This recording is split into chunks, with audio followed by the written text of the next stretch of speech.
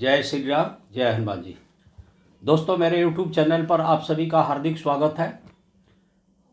आज हमारे चैनल पर आए हैं राजा राम वर्मा जी, जो रतन शास्त्र के व्यापारी हैं, रतन के व्यापारी हैं।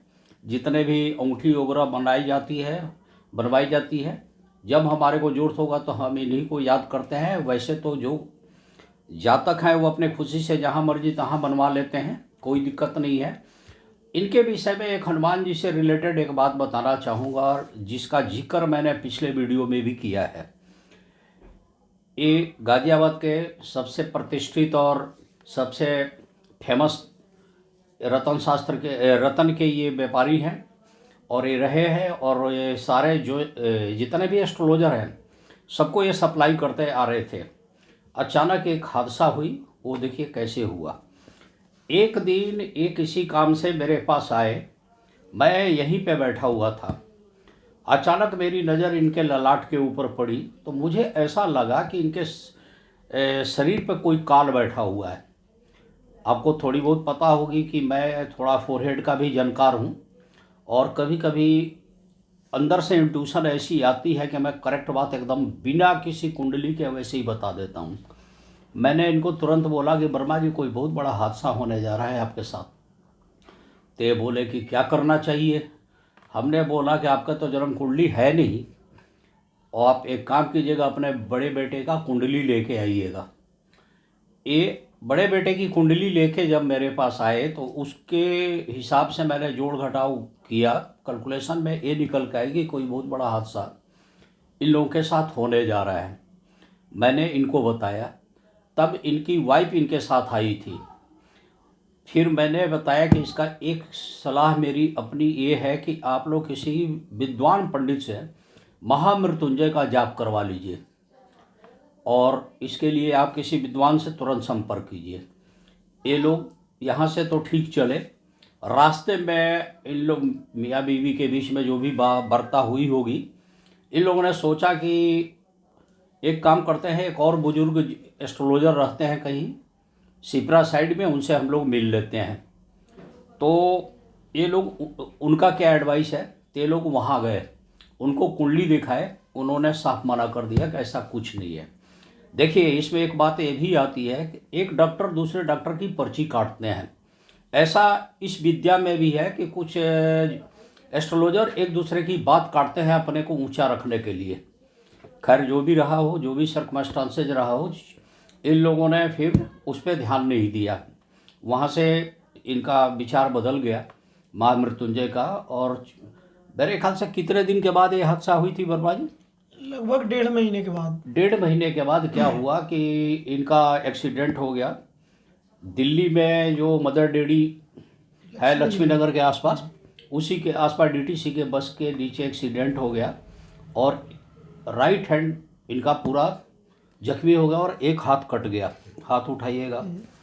अब क्या हुआ कि जिस आदमी का हाथ कट जाए वो न जुड़े। कई अस्पताल में भी गए, बड़े बड़े अस्पताल में भी गए।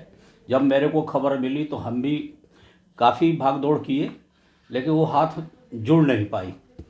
इसके बाद इसका बैड इफ़ेक्ट क्या हुआ कि इनका ना बिजनेस डाउन होना शुरू हो गया। ना तो ये गाड़ी चला सकते हैं, ना मोटरसाइकिल चला सकते हैं, ना इनसे कोई इस तरह की बात होने लगी। काफ़ी निराश रहने लगे। लेकिन मैं अपने उसका पक्का रहता हूँ। जब कभी कोई भक्तगण मेरे से कहता है नहीं, ये अंगूठी आप ही बनवा दीजिए, तब मैं इन्हीं को याद करता हूँ।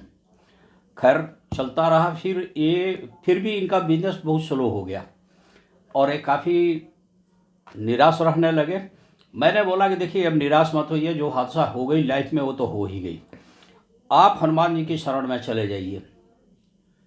नॉर्मली ये पूजा पाठ कम करते थे, इनके टाइम नहीं होती थी, कुछ आलसपन कहिए चाहे जो भी कहिए। देखिए, मुंह पर बैठे हैं, लेकिन मैं इनको सही बात बता रहा हूँ।